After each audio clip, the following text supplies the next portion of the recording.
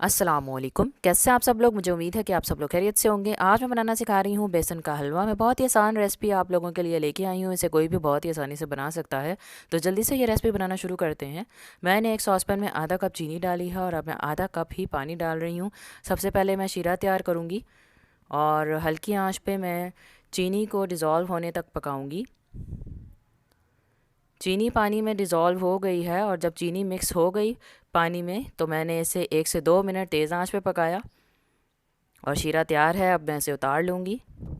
अब मैं एक कढ़ाई में 1 कप देसी घी डाल रही हूँ। आप लोग कुकिंग ऑयल भी डाल सकते हैं, आम जो घी होता है वो भी डाल सकते हैं, लेकिन देसी घी से ज़्यादा अच्छा टेस्ट आता है और खुशबू भी अच्छी होती है। घी मेल्ट हो गया है। अब मैं इसमें 1/4 चाय का चम्मच पिसी हुई हरी इलायची डाल रही हूँ। 1 मिनट पकाऊंगी। आँच मैंने हल्की रखी है। अब मैं इसमें 1 कप बेसन डाल रही हूँ। मैंने बेसन को अच्छी तरह छान लिया था।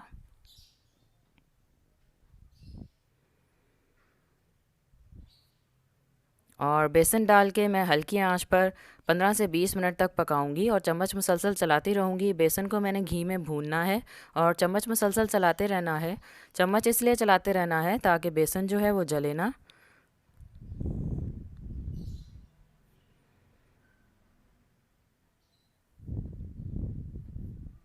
बीस मिनट हो गए हैं और बेसन भुन गया है और इसका कलर भी थोड़ा सा चेंज हो गया है।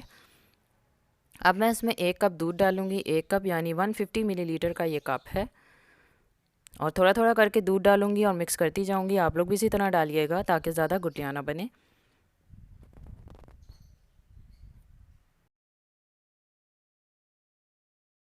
और आंच हल्की रखनी है।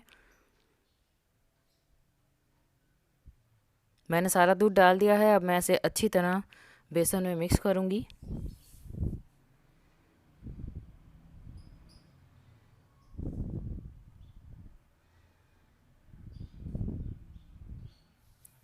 दूध बेसन में मिक्स हो गया है। अब मैं इसमें शीरा डालूंगी। जो मैंने शीरा तैयार किया था वो डाल दूंगी। शीरा डाल के मिक्स करते जाना है।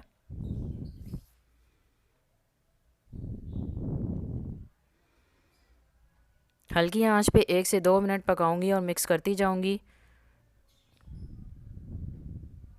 ताकि इसकी गुठलियाँ जो हैं वो काफ़ी हद तक ख़त्म हो जाएं। बेसन का हलवा जो है वो तैयार हो गया है और ये पैन के साथ चिपक भी नहीं रहा है। इसका मतलब है कि हलवा तैयार हो गया है। अब मैंने चूल्हा बंद कर दिया है और अब मैं इसमें 2 खाने के चम्मच कटे हुए बादाम डाल रही हूँ और 2 ही खाने के चम्मच कटा हुआ पिस्ता डाल रही हूँ। मैंने थोड़ा सा बादाम और पिस्ता बचा लिया था वो गार्निश करने के लिए। अब मैं बादाम और पिस्ता जो है वो हलवे में अच्छी तरह मिक्स कर रही हूँ। हलवा तैयार हो गया है। मैं इसे सर्विंग प्लेट में डालूँगी।